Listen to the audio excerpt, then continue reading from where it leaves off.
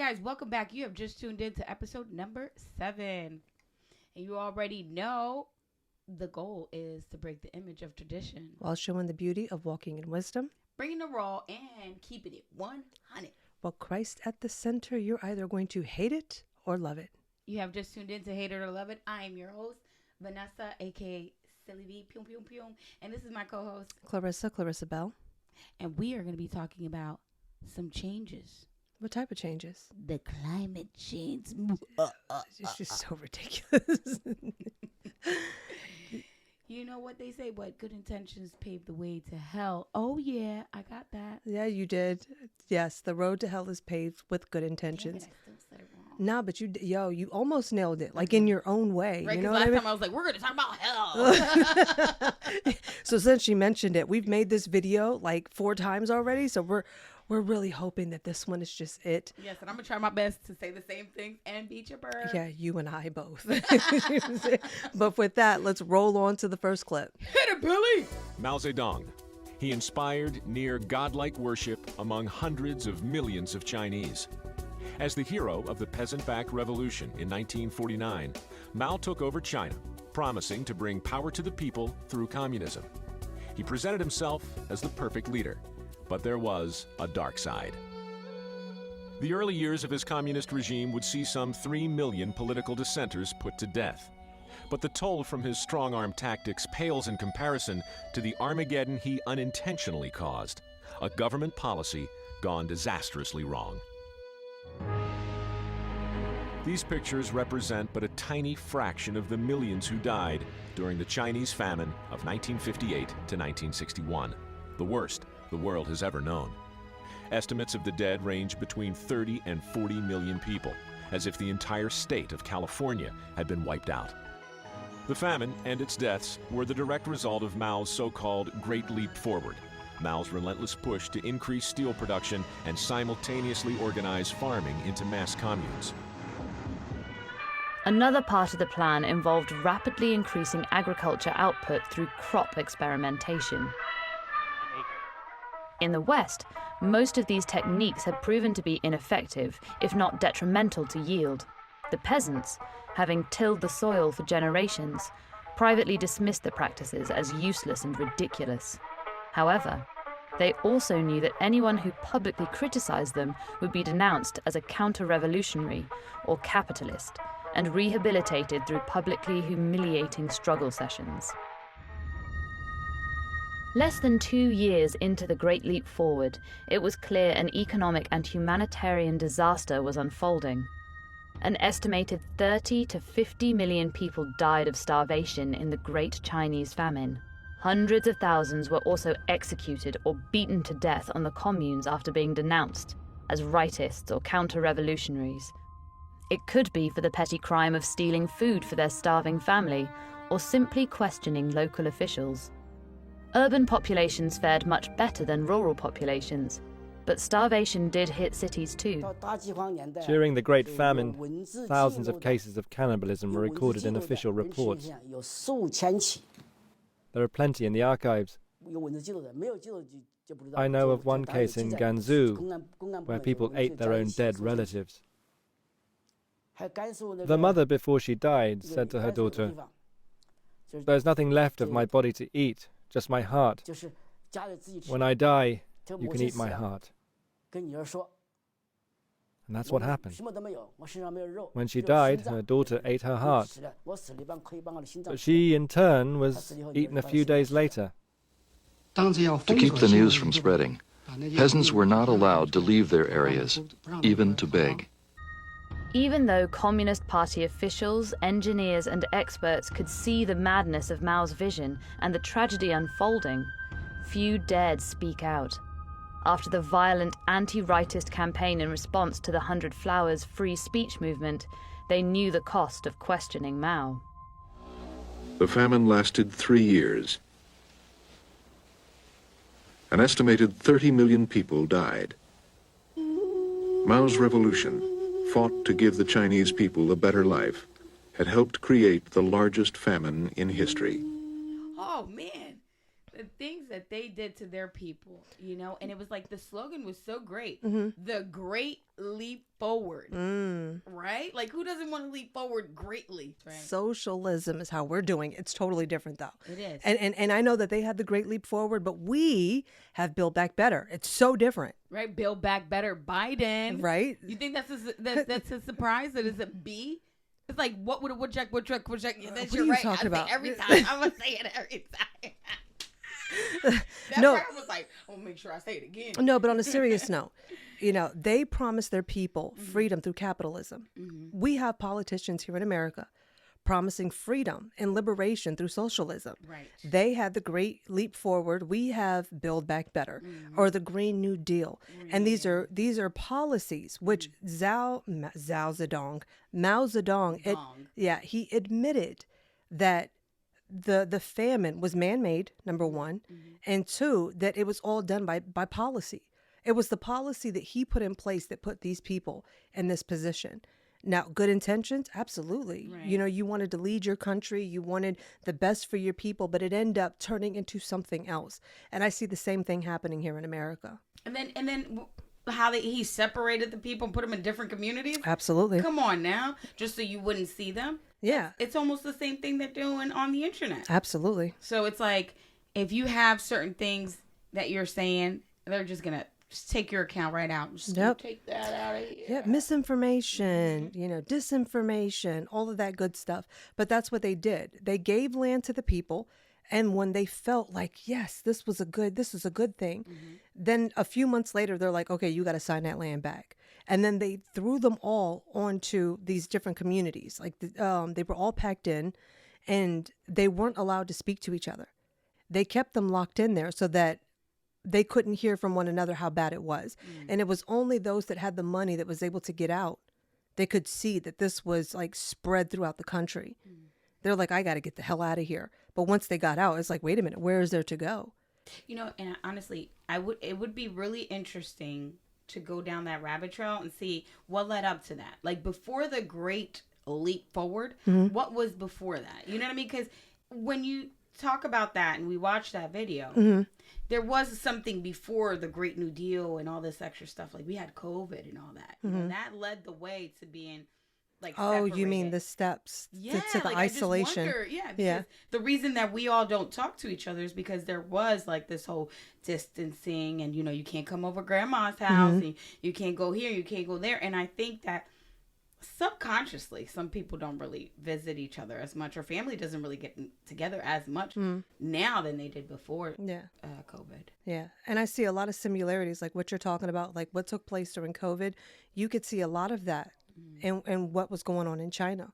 You know, the censorship, you could see where you weren't allowed to speak against the officials. You couldn't say anything. The campaign that they did against the rightist. Isn't that crazy? Right? The extreme Republicans, extreme Republicans, that they are the evil of the country. They did the same thing then. And you saw where people were doing things that they knew didn't make sense. This doesn't make sense. I've been farming all my life. And you telling me to dig this hole, throw all this seed in here, and it's just going to produce much more crop is stupid. Dig a hole and throw it all in there. But they did it because they didn't want to be called a name. Isn't that the same thing that we're doing now? I don't want to be called an anti-vaxxer. I don't want to be called a homophobe. I don't want to be called a racist. I don't want to be called any of these things. So I just go along with the agenda and I keep my mouth shut. And you saw it not only with the people, but also the officials. It's all about making your life difficult. It means like if I have to stand up and I have to go like literally against the grain, it's going to make my life difficult. And I think people just, they don't want to be inconvenienced. And unfortunately, or the confrontation, they don't want that either. And we live in a time that unfortunately we're going to have to. You're going to have to. Yeah. We have to start fighting back because staying quiet and being conservative, that's not what it is. Yeah. And I think that the view of being conservative doesn't mean that you're a doormat. Right. You know, and I think that that's where the lines have gotten blurred. Like if I say that I love you, then that means I must approve of anything and everything. But that's not what love is. It really, I mean, because I could honestly say that, I really think that love means I accept you for everything that you do. You know, because I'm just like, now I'm starting to realize, wait, that's not real love. Because if I have to accept everything, that means that I have to hide and pretend to be able to be around you. Yeah. And who wants that for any of their friends or family member? I don't want you to have to pretend to be around me. Yeah, I may not agree with some of the things you do. Doesn't mean I don't love you. That is so true. And I think a lot of people miss that. You know, that I can love you but may not agree with everything that you do. Yeah. Like I know that like in my drug years, my family loved me, but they didn't agree with the choices that I was making. You know, not as a sister, not as a daughter. Like they saw that my choices were destructive. And they still loved me in all of it, but they didn't love all of it. You know what I mean? So and I know you're trying to segue to the next thing, but I just have to say, because I've seen it, but like, I just have to say, in that world, when you're in that world, the people you think love you actually don't. I had alcoholic days, like, you know, back in my youth. And I remember I had a group of friends, and it was just like clockwork. Friday, let me stop, okay? Wednesday, Thursday, Friday, Saturday, Sunday. We was getting together. Like, we was always getting together. Somebody's bringing the bottle. The minute I was like, you know what, this is taking a little bit too much of my time. It wasn't like I was like, I want to be, you know, Santa Maria. You know what I mean? It was just like, okay, I need to cut down just a little bit. They disappear. Yeah, but it's the same way with any other thing. Like, we love you and we're embracing you. But as soon as you're like, you know what, I think I might want to take a you phobe. Oh, like, yeah, you know what I mean? that's Yeah, right. like that's how they do it now. Yeah, But to get back on track, the reason why I wanted to start off with Mao Zedong, and I hope that you guys stuck through, but I think it's important because a lot of times, because we don't know our history, we are doomed to repeat it because we don't know what things look like. You don't know. I know a thief based off its movement. You ever seen where con artists go to work a con on somebody and they could see another con artist and they'll walk over and be like, no, this is my turf.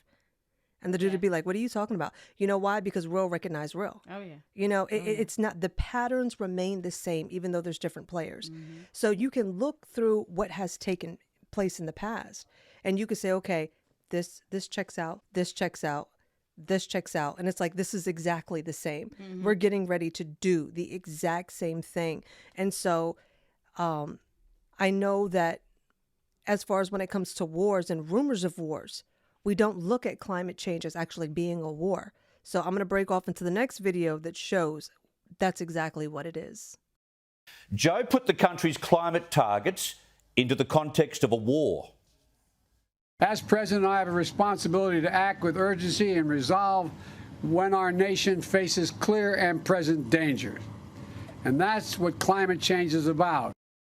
He's been watching a couple of those clear and present danger movies that we've all seen. No doubt a Green or a Teal will be echoing those words. You can bet on it in parliamentary debate sometime next week. Have a listen for that. This might be the year that the U.S. government began to take climate change seriously.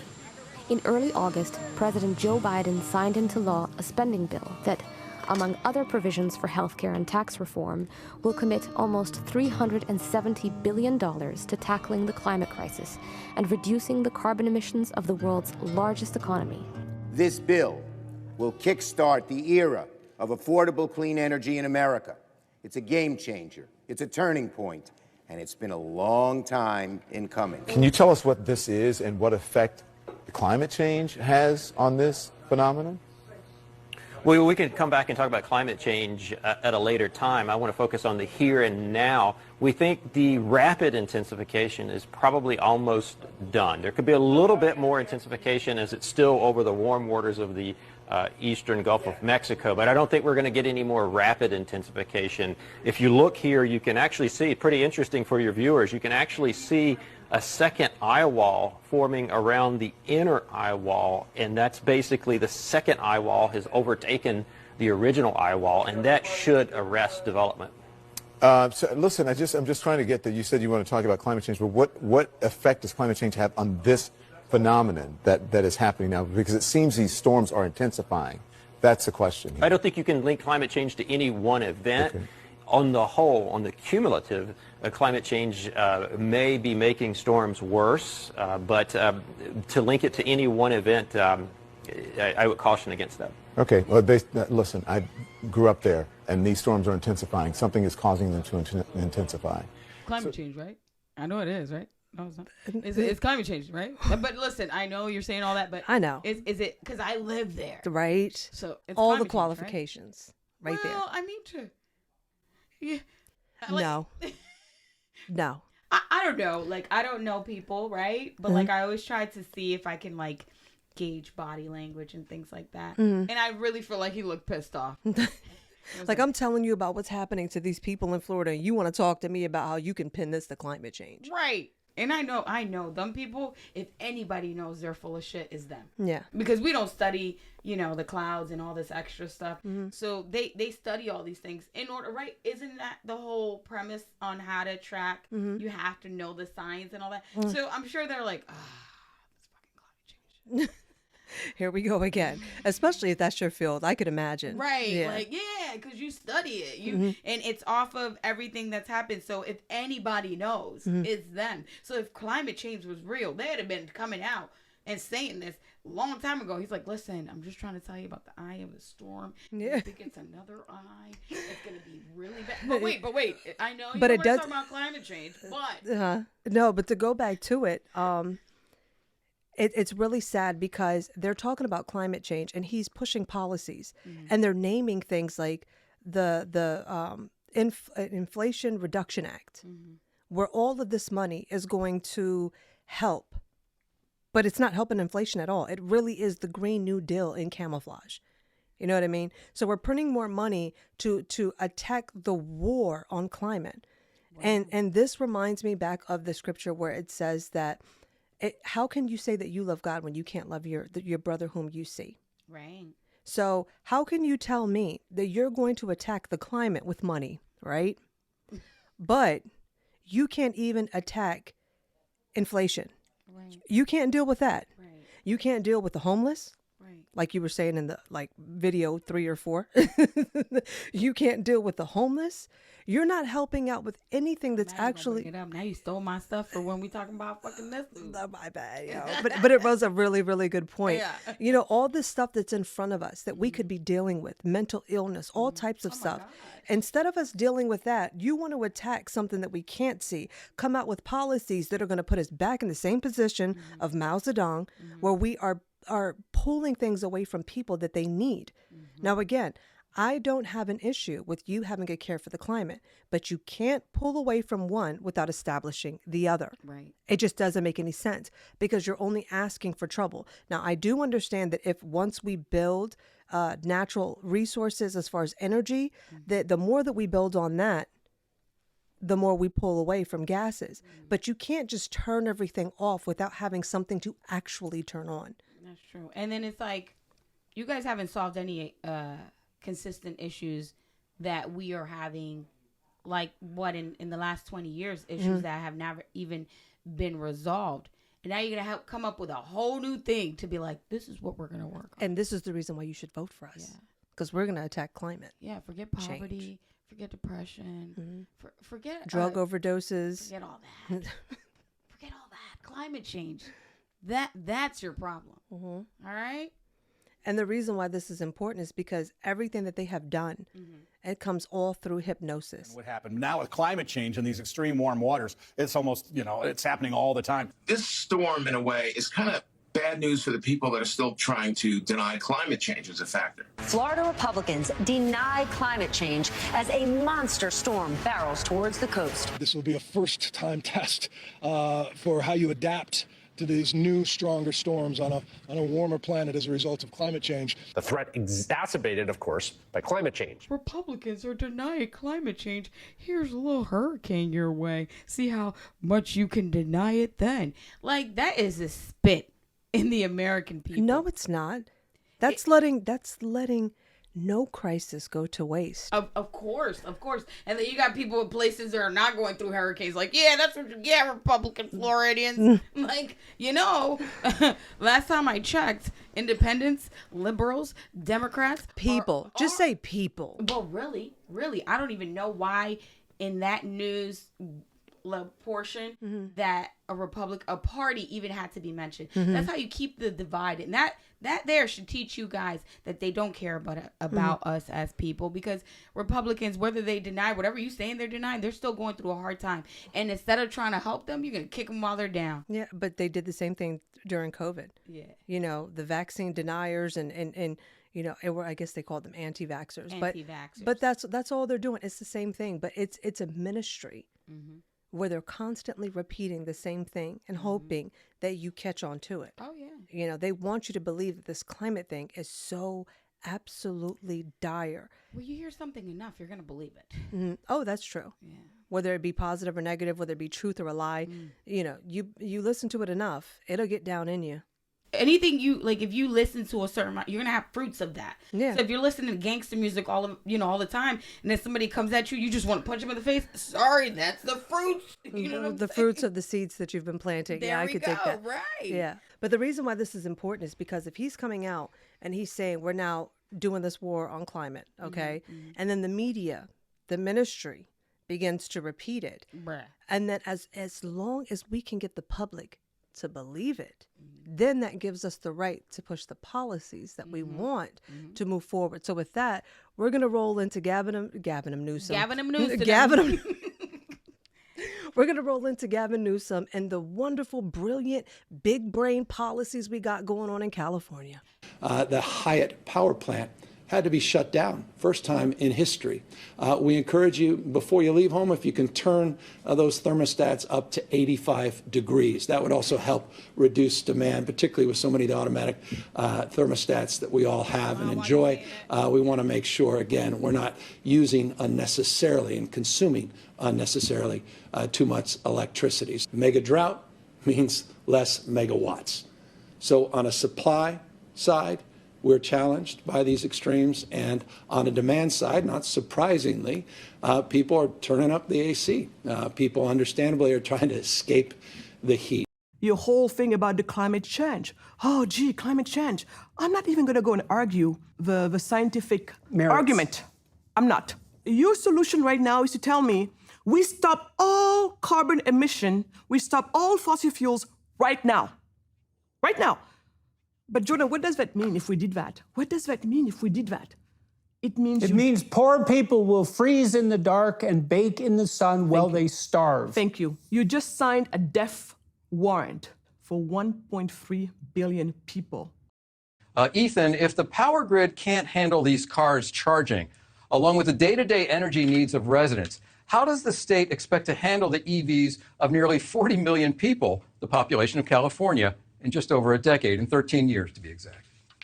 Well, first off, Mike, thanks for having me on. It's great to be with you tonight. And I reject actually the entire premise. And the reason it's wrong, and I believe that this has been blown up by the right, is regardless of electric vehicles, we have an issue in California right now of climate change making our heat waves worse, hotter, longer. We can't keep up with the air conditioning in the first place. The primary thing they're actually asking people to do is to turn their air conditioners up to 78 degrees. So that's the primary. Secondarily, what they're asking is for EV owners not to charge between 4 and 9. So that is while we transition to a more greener grid that's more resilient and more reliable, which has been going on, if you remember the Enron scandal back in 2001 with our rolling blackouts. This is something that the state has been working on for a long time. We have $300 billion coming from the president's Inflation Reduction Act for things like renewable energy and resilient grid. The state of California has tens of billions of dollars coming up in the budget to address this as well. We're set for it. The biggest issue is we can't shut down our nuclear plant right now, which some of the environmentalists are fighting for, but it's just simply don't charge your EV from 4 to 9. It's simple. It's not that complicated. So what is the governor asking people to do now, and what does this tell us about the future when the electric grid is under so much strain in your state? Yeah, and that's why we're spending as much money as we are to work on the grid. I mean, look, we have problems, of course, that the grid, not just in California, in states like Texas and elsewhere can't handle this additional load due to climate change. So the state of California has been leading the way to invest these billions of dollars in renewable energy projects. The hell was that? Anyway, so I guess I'll run with it. This is this. Like, you always have me. Like, you could come back sometimes too. It always gotta be me, and I always end up saying the same. Like, oh, that was crazy. Okay. Yeah. So this is what I'm talking about. He's telling his people to turn their thermostats up to 85 degrees. 85. In a heat wave. Bruh. Okay. And this is with only 1.1 Like, million inside. people. It's not 120. It's 85 in here. Come on. It's still hot. It's still Like, hot. last time I checked, I could get a 10 or 85. 85. Yo, for real. Like, everything gonna be sweating. You know what I mean? It's right. So he's saying, the only thing we're asking you to do is turn your thermostat up to 85 degrees. You can do that, because we're fighting climate change. But because of this, now the people have to suffer to where they have to turn their thermostats up. They're not allowed to charge their cars in between a certain time. Okay? He wants 9 and 4. Right, from 4 to 9. And then he's saying we want to also get rid of gas stoves, anything that warms your house through gas. We want to get rid of it all. We want to hit the brakes on it all. He's doing the very thing that this woman said. What if we were to do? Well, what would happen if we were to actually get rid of all fossil fuels right now? Poor people will freeze in the dark and bake in the sun while they starve. Thank you. You just signed a death warrant. What his policies are going to do is they're going to push people in a place to where they won't really be able to survive. No, not at all. They are literally repeating everything that Mao Zedong did. Mm-hmm. It's a good intention, right? But it ultimately leads to death. So you're going to pull all this gas stuff away from your people. And you know what? I want to say something. Go ahead. You keep saying it's a good intention, mm-hmm. right? It's depicted as a good intention. No, in their hearts, they really believe that they hold the moral high ground. I beg to differ. And I just have to say that. Mm-hmm. I think that the people who listen to them, I have. No, I think that they do the same thing. They have good intentions. Let me tell you, at my job, these people think that no, because I see it all the time. Mm-hmm. Sometimes when they give me their bags, they like to toot on, how they're doing their part. And I'm just thinking, okay, so I just tell them, I said, even with these bags that I'm giving you, you can also reuse them. Like, I like to use them in my trash can. Oh, yeah, you could do that. Well, yeah, because you're coming in here to buy bags to fill your trash can when you can reuse the bag that I put your groceries in to put in your trash can. I mean, yeah. You know what I'm saying? That's a form of recycling. Just because you got a plastic bag doesn't mean it has to go in the trash. That's true. So, but the vibe that I get is just like, you've got to be kidding me. It really is like for those, not all, but for those that really are like, I'm doing my part for the climate. Let me just correct you, girl. Who cares? Okay, because we already doing the show, and they gonna think all, no matter where you say not all. I'm just letting you know. And let me tell you something. Mm-hmm. In California, the same place, they got all them crackheads all over the place, and then they got these homeless people, and all this violence. We're like, oh, as long as it's not more than $1,000, you're okay. Mm-hmm. This is the same place? Yeah. I mean, Gabby. But she brought her own bag. Excuse you? Gabby, you need to shut up. Okay? You need to take care of the homelessness that you got going on over there. Mental illness. Yes, mental illness. The drugs. And then, not to mention, these places being robbed for $1,000. Yeah, people are losing their businesses. Right. And it's not what they call that, Melrose, or like, it's not them shops. Mm-hmm. It's your local Rite Aid where, you got your elderly lady who lives really close, but now she can't get her stuff because they scared to work at Rite Aid because they don't know if they're going to get robbed today. Yeah. But you worried about climate change. All the way. Because Gavin, get it together. Gavin. There won't be a Rite Aid if there's no planet. That's their logic. But as far as the news guy, the way that he was talking was like, we're not asking you for much. We're only asking you that you not charge your car from here to here. I reject your entire premise. It's like, okay, listen, let's just think about what we're saying real quick. You reject the premise. They don't think. No, but just listen. You reject the premise, but you're talking about 1.1 million owners of EVs. We're not even talking about 40 million. 40 million. Now, Gavin Newsom has already said that we are going to stop the sale of gas cars. So everybody has to be pushed into an EV. Now, they're trying to make it sound better by saying, we're not saying that you can't own a gas car. We just won't sell them. Okay? So if you're already getting flex alerts now with the little bit that you have, and you're telling people to cut back, what are you going to do when you take away their gas stoves and you push them into all this electric stuff, right?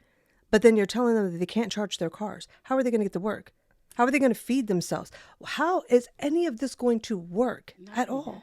You think about, I just thought about this right now. How about mechanics? Do you know what I'm saying? How about car parts? Like, we haven't even thought about that. Yeah. You know how many, what do they call that? Salvage yards or junk yards? You know how many we have throughout the whole nation that now we will not even be able to use because... You know what? I have a clip for that. Can we roll that? Roll it. Prime Genius Heating and Air Conditioning co-owner Masood Barami showed us how this gas power heater works. When it's running, the gas is running, all those pipes gets heat up. And now the fan that's on, it just blows air over the hot pipe. That's how your home gets heat up. Barami said gas-powered heaters are the most common in homes. In his Sacramento market, there's a lot of old homes. Like 90% probably has gas right now. The California Air Resources Control Board voted Thursday to ban the sale of these for both residential and commercial use by 2030. NPR reported there was opposition at the meeting, specifically from an engineer who said it will cost homeowners too much to upgrade. This is somebody that actually knows. He's hands-on and he's saying, listen, I could do this. I could do it, but it's going to cost the consumer way more for me to change because 90% of all of the people, all of their houses are warmed by gas. So I can change it. I can do that. That's a surprise. Right? I can do it, but it's just going to cost them way more money. I do want to talk on something that you said in a previous video. One of our other takes. Yeah. Where you said how it was those that were wealthy and well off that were talking about oppression. They are so oppressed. And instead of leading the way, they want to talk about oppression. I find the same thing to be true when it comes about the fight for the climate. Climate change. All right, climate change. Can we roll into that clip? In the middle of a record-breaking heat wave back in August, Twitter was tearing Taylor Swift to shreds. She wasn't in the news because of a song she wrote or some dress she wore. No, she was getting dragged because of her private jet emissions. Taylor Swift has been rated the biggest celebrity CO2 polluter of the year so far. The sustainability research group Yard had just released a report on the celebrities with the largest flight-related carbon footprint, and Taylor Swift topped the charts at number 1. Whether loaning the jet out or using it herself, Swift's private plane made 170 trips in just 7 months, pouring an estimated 8,293 metric tons of carbon dioxide equivalent into the atmosphere. Needless to say, those who cared about climate action were not happy. This was yet another example of the world's richest people disproportionately driving climate change. So we would have to apply to have like approved events to be able to fly for? Well, that's one thing that you could look at doing. Am I allowed to go to Fiji? Is that necessary? In the current climate crisis, I don't think that that's necessary. When was the last time you were on a plane? I'm not sure. Maybe a few months ago, to be honest. Where'd you go? Fiji. Izzy! Izzy! Don't you care about the climate, Izzy? Of course I care about the climate. Not enough. You went to... you went to Fiji. Well, Alexandria Ocasio-Cortez says that the world will end if we don't all drastically change our behavior and that the future of the human race is at risk. Her rhetoric makes her seem very worried, but her actions don't make her seem worried at all. I mean, her campaign spent $30,000 on ride sharing, even though the campaign office was like 1 or 2 blocks away from the subway, $25,000 on plane tickets while the campaign only utilized Amtrak 18 times. Now, my point isn't to say, Liz, that she shouldn't take Uber. It's that she doesn't actually seem to believe in what she's preaching. If she really believed that greenhouse gases were going to destroy the earth, don't you think she'd make some effort to take public transportation? I mean, this is just hypocrisy at its finest. And not only is she not living up to her own standards, but she just seems to think that the standards don't apply to her. My question to you is, What can be done about China, their seeming reluctance to participate in affairs of climate control that other nations? Well, China, interestingly enough, China has a plan. They put a plan in place. We think they could be doing more. But China is going to be building more electric vehicles, will be put on the road over the next year or so in China than in all the rest of the world put together. They are deploying renewable power at a rate that exceeds all other nations. They are the largest manufacturer of renewables in the world. And so China is moving. China. I don't have as much zeal as I had when we first did it. Okay. Now it's like retarded. Yeah.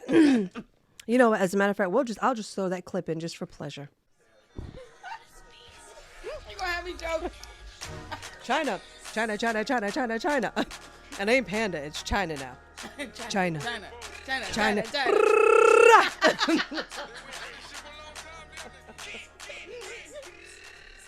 They're going to live their best life.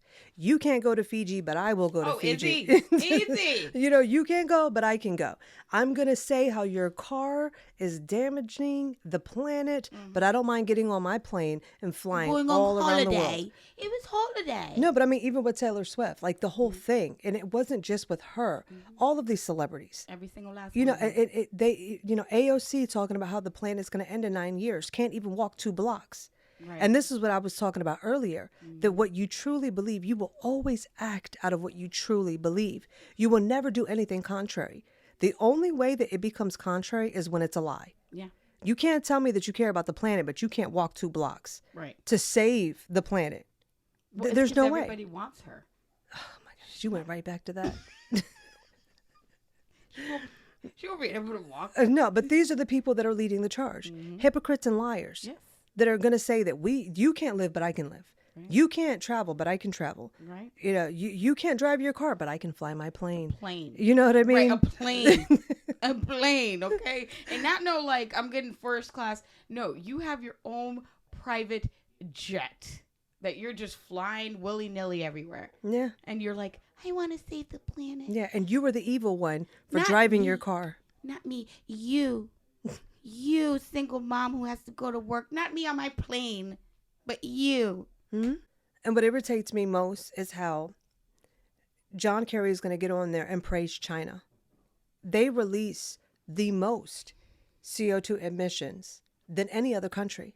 Oh, well, China's doing their best. Like China, what they're planning on doing. You know, China's going to be creating more EVs. China. Don't say that too much. China. I'm going to suppress the whole video. No, whatever. China. So he's praising them, but yet we demonize America when America is leading and actually rolling it back in the reduction of it. So you praise a country that's done the worst. You demonize the very country that you are a citizen of, that's actually leading the way. Right. But that's not good enough for you. And as much as they talk about, oh, well, he's going to be producing more EVs, right? So not only are we going to bulk up their economy, but let's get more into, you know, the process of these EVs. That's right. Right? Roll it. Many experts argue that even though electric vehicles offer immense incentives, those incentives do not correspond to the climate benefits, and that the production of electric vehicles takes up so much energy that it almost makes no difference than driving a conventional internal combustion engine car. However, since electric vehicles themselves do not emit harmful pollutants that affect the environment, the blame is shifted to other aspects of production as the real environmental impact happens before an electric car leaves the factory. Let's take a look at each aspect of the production process. Electric vehicle manufacturing.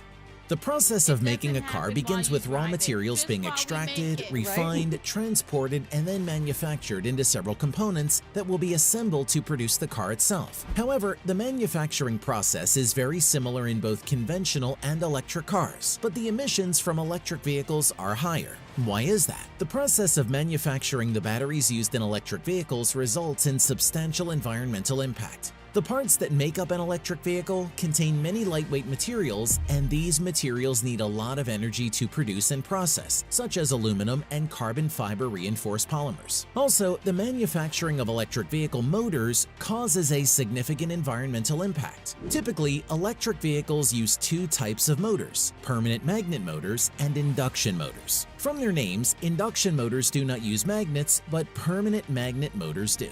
These magnets contain rare earth elements that help to increase the power output of the motors, but producing them leads to high energy consumption and high environmental costs. Furthermore, a report by the European Environment Agency says that emissions from battery electric vehicle production are generally higher than those from internal combustion engine vehicles. In fact, a study highlights that carbon dioxide emissions from electric car production are 59% higher than the level in the production of traditional internal combustion engine vehicles. And the emissions are greater because of the battery manufacturing process. Batteries are made of rare earth elements such as lithium, nickel, cobalt, and graphite. All these elements can only be found beneath the surface of the earth, and so they rely on mining activities that have a significant polluting process, which is bad for the environment. Moreover, extracting these rare earth metals from their ores requires a process called smelting, and this singular process can emit sulfur dioxide and other harmful air pollution. Apart from the extreme polluting process that goes into extracting these rare earth elements, the energy used to manufacture the batteries themselves is responsible for almost half of their environmental effect, because most of the energy used doesn't come from low-carbon sources. It has been discovered that when electric vehicles are charged with coal-powered electricity, they are actually worse for the environment than conventional fuel-powered cars. The other main benefit from electric cars is supposed to be lower pollution. But remember Vinod Khosla's observation: electric cars are coal-powered cars. Yes, it might be powered by coal, proponents will say, but unlike the regular car, coal plant emissions are far away from city centers, where most people live and where damage from air pollution is greatest.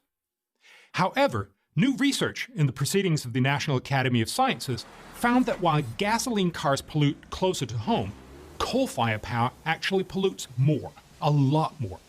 How much more? Well, the researchers estimate that if the US has 10% more gasoline cars in 2020, 870 more people will die each year from the additional air pollution. If the US has 10% more electric vehicles powered on the average US electricity mix, 1,617 more people will die every year from the extra pollution. Twice as many. But of course, electricity from renewables like solar and wind creates energy for electric cars without CO2. Won't the perceived rapid ramp-up of these renewables make future electric cars much cleaner? Unfortunately, this is mostly wishful thinking.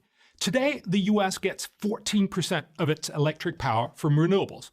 In 25 years, Obama's Energy Information Administration estimates that number will have gone up just 3 percentage points to 17%. Meanwhile, those fossil fuels that generate 65% of US electricity today will still generate about 64% of it in 2040. While electric car owners may cruise around feeling virtuous, the reality is that the electric car cuts almost no CO2, costs taxpayers a fortune, and surprisingly generates more air pollution than traditional gasoline cars. I'm Bjorn Lomborg, president of the Copenhagen Consensus Center. Oh my goodness. Every time I see that video. Did you, every time I see it, because it's like your 7th time, right? But did you know that? Yeah. But I mean, this time, no, I didn't. I didn't know any of that. I really believe that if these people are talking about having a cleaner environment, that it would not involve the same like process and then some. Yeah. And again, I say again because I know I said it, but I'm like, oh wait, this is the first time. This is the first time I'm saying it. Rare materials. And then you seen that chart? I did. 10%. Yeah, it is 10%. Yeah. 10% is doing that much damage. Imagine at 50% or at 100%. How much pollution it would be pushing.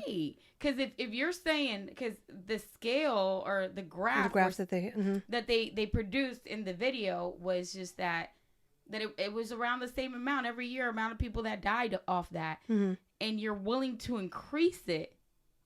At what cost?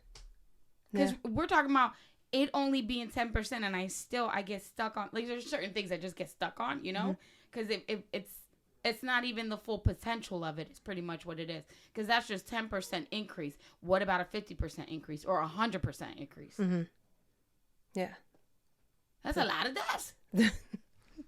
Yeah, which makes me go back. I know I keep saying it, but it's just, if we don't know our history, we can look at something right in the face and not see what it is. So with that, I just want to roll into our last clip. And the bill is coming, and I think it's going to be much higher than many of us would have hoped for, would have expected. Yeah, it's scary, and that's why, you know, we need to study our history, right? That's a very important piece of this. And then, of course, look at our present as well. Look what happens when you cut off energy to Africa. This is what happens. You have a migrant crisis. You have people who don't have food. You have famines, right? We're already witnessing it. We're witnessing it in Afghanistan.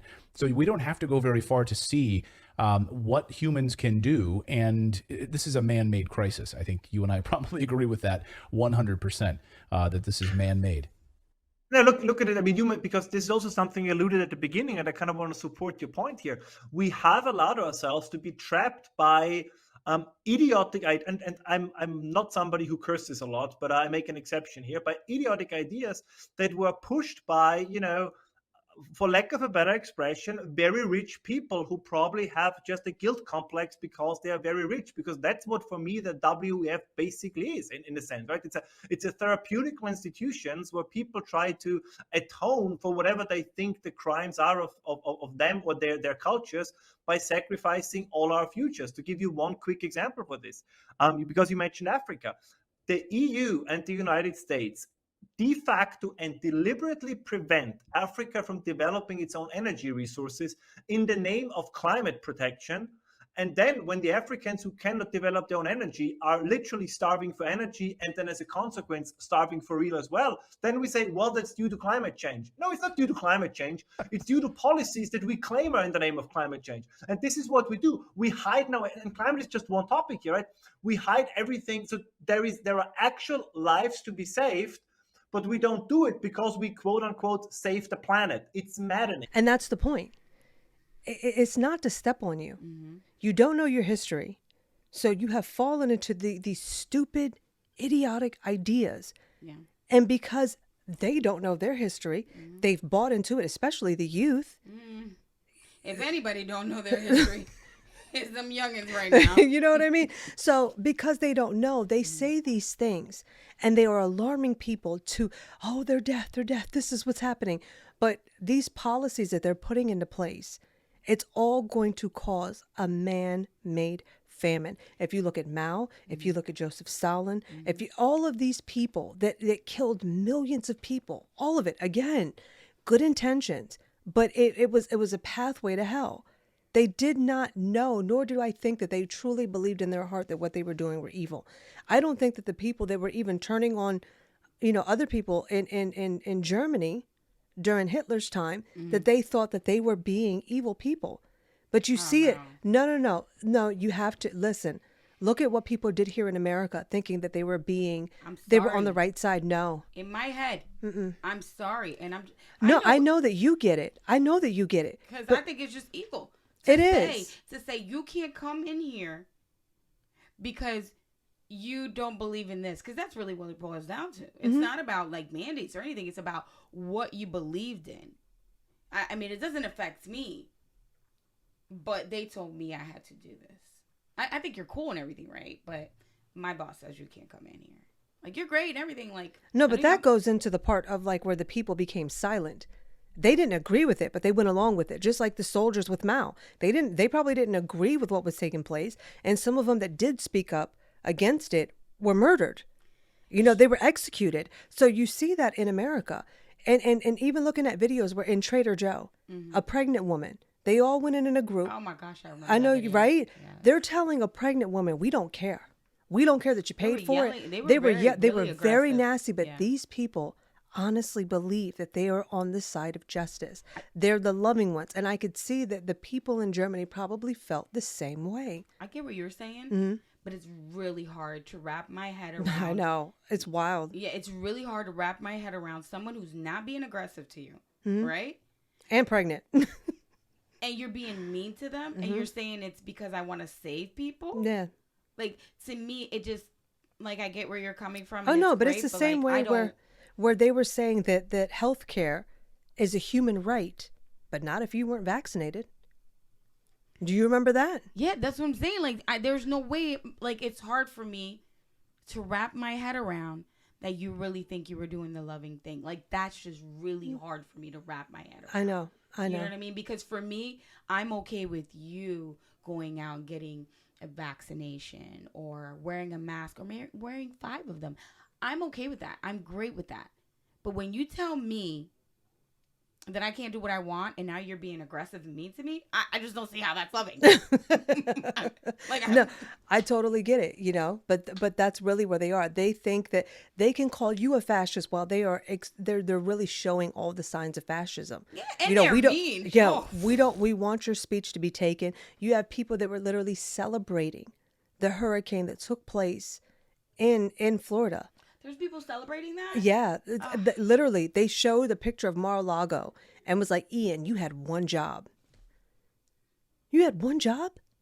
What are you talking about? Because you despise this man so much for no reason, I'm sure. It's weird. Other than what you were fed. But you were willing for people to not only lose their lives, but even if they were to make it, to not have a job, to not be able to provide for their families, none of that means anything to you. Because you don't like a particular group. This is what I'm talking about. You know, I and mean, the same we all thing. don't like somebody. Yeah, you know but what I mean? Like, I'm just being honest. Like, I don't like, particularly care for certain people, but you know, I don't. Right, but I I don't don't celebrate want them- their downfall. Not Yeah, only that, I don't want anything bad to happen to them. Absolutely. I just don't like what they did. Yeah. Whatever it was. You know what I mean? And so the same thing comes true, or is true, when it comes to the whole climate thing. Like what they're willing to do. You know, I can't think of his name. Manchin, when he didn't sign a bill. Joe Manchin? Yeah, but they were so angry. Is that really what's his name? Joe Manchin? I think it is Joe Manchin. No, because I always get everything wrong. Wow. So I just threw that out. That came out of my ass. I was thinking about Joe. All the way. I was like, Joe? She's Manchin. Like, Yeah. Yeah. They surrounded his car. Kristen Cinema, they followed her into a bathroom. I mean, scary. I remember that video. Yeah, like these people are willing to do things because they really believe.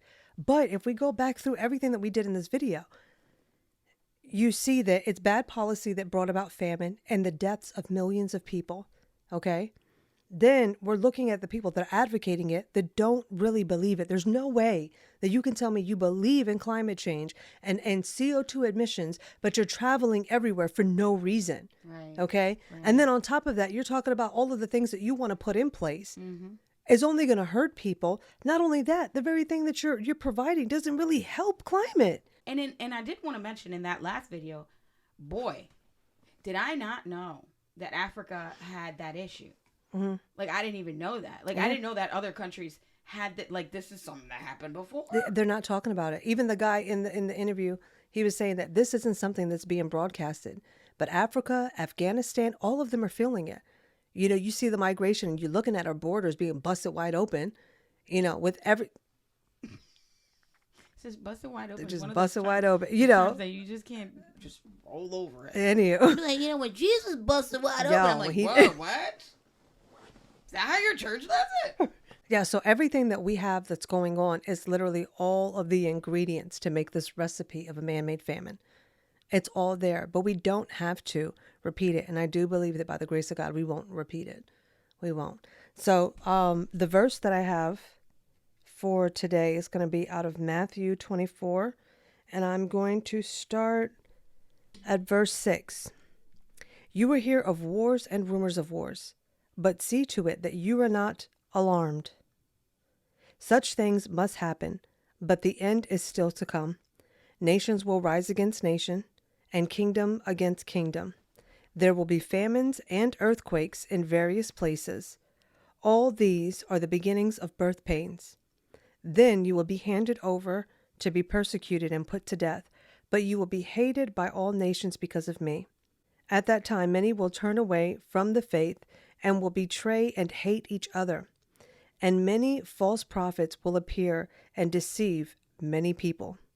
We ain't ready for that. Because of the increase of wickedness, the love of most will grow cold. but the one who stands firm to the end will be saved. And this gospel of the kingdom will be preached in the whole world as a testimony to all nations, and then the end will come. So for the people of God, if you're saying, oh, well, the world's going to explode or we're going to melt or whatever the case may be, that's not in scripture. I'm going with the rapture. Yeah. So, natural disasters are going to come, but you're going to have false prophets that are going to rise up and say things that many people are going to be deceived. To think that false prophets are just, people that speak about Jesus and aren't true. It's like, no, there was a whole nother kingdom that we're fighting against. These people that rise up and they speak all of these things. Mm-hmm.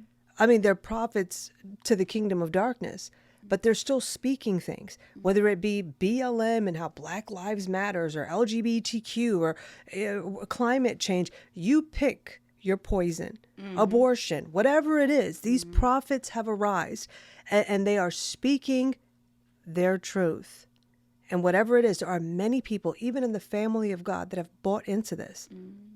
They bought into it. But Dad is saying that's not the direction that we're going. And if you think that we're going to be backed up against a corner crying for mercy, and then finally the Lord snatches us out of here just so that we're not destroyed, is nowhere in the Word of God. It says that we are to arise and the bride is going to come forward. We are going to be the ones that are transforming the nation. It's a master plan. It is. It's a beautiful one. What we are going through, and I know that you mentioned earlier, there was like years ago, because I remember hearing it when I was a child, about the polar capsules or whatever. There's always something to be afraid of. There's always something, and they will always be pushing. I bought into that one. Yeah. But I think that it's really, really important that we pay attention, especially in the months to come. The more that they continue to push this climate change agenda, because ultimately we have to wake up and see that this is dangerous. It really is. It can't be something that was just like, oh, well, I don't believe in that. No, that would be fine if we can have a conversation. But when you're talking about actually pushing policies that are going to put a lot of people's lives in jeopardy, I don't care about your morale. I really don't. Mm-hmm. You're dangerous. Yeah. You're emotional and irrational. We can't make policies like that. No.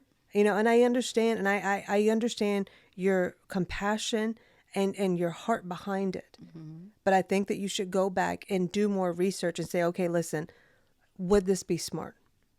Especially with us rolling into winter. Do we really want to pull everything back? And that's why I say it is evil. Look at the timing. Yeah, so for you to do all of this now, what do you think these people are going to have to go through? And we're already seeing all of the signs of a man-made famine. I mean, look at your stores, your grocery stores. Just look around and just see how it's hard to get product in there. Everybody is buckling under what they did during COVID. And now they want to bring this rolling thing in? No. It's absolutely wicked, and it's foolishness.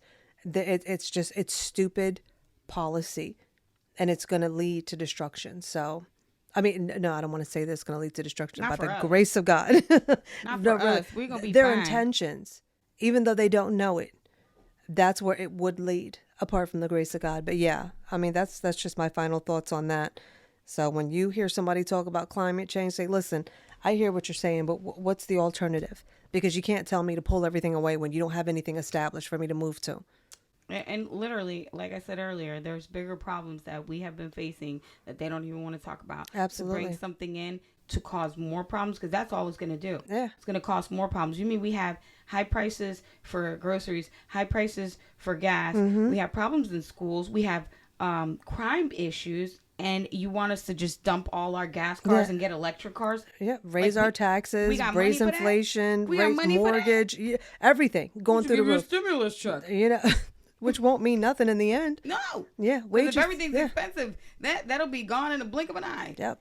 They said if you got a raise, it amounted to nothing because of inflation. Man, they gave you a raise just so you won't quit that job. Yeah, whatever. Shoot. Because I remember when I got the raise, I was like, oh my goodness, girl. And I'm like, Anywho, well, that concludes our episode. We thank you again for tuning in to episode 7. And what is the goal? The goal is to break the image of tradition while showing the beauty of walking in wisdom, bringing it raw and keeping it 100. Well, Christ at the center, you're either going to hate it or love it. Thanks for tuning in. Have a good one. We'll see you next week. Next week, episode 8. That's why I was not traveling. You are not going to treat me like shit. I'm paying my whole, like, because them flights was still expensive, okay? You mean to tell me I'm going to give you $700, $1,000 coming back from... Oh, she got closer. See, this is what I'm dealing with. You know what I mean? Like, I tried. So if she's yelling in your ear, I'm sorry, okay? I'm sorry. I'm moving it. She's like, $700,000. How do you want to jump into, like, what the thing is for today? I thought it was abortion. You know it's not abortion. That climate change. It is climate that change. Damn climate change is always out here trying to change on us. Oh, let me take these shoes off first. Okay. My Ronald McDonald's. They're cute, though. No, they're not. Can you do the clap so I know when to go? Oh, she got the clap. Welcome back, y'all. Hey, guys, what's up? You have just tuned in to episode number 6. And you already know the... 7. Gosh, I can't even do extra shit? No. Wow. I'm telling you one thing. That bitch right there, she got to get in the gym. We can't do it. That bitch over there with the blue shirt. It made sense in my head. But it didn't out loud. You should have kept it there. You know what I mean? Anyway. Wow. My teacher, when I was younger, said there's no such thing as a dumb question. You're right, but it wasn't a question. It was a statement. I didn't think you were going to catch that. Okay. Okay. I can't with you, yeah. I'm sorry. You know? And then if you put that much effort into Christ and the Bible, shoo, you could be out here healing people in no time. I mean, I'd be on TikTok for 4 hours. Imagine if I read the Bible for 4 hours. I'd be like, in the name of Jesus. In the name of Jesus. What's that? Oh, my God. What? It was you. No, it wasn't. All right, fine. It was me.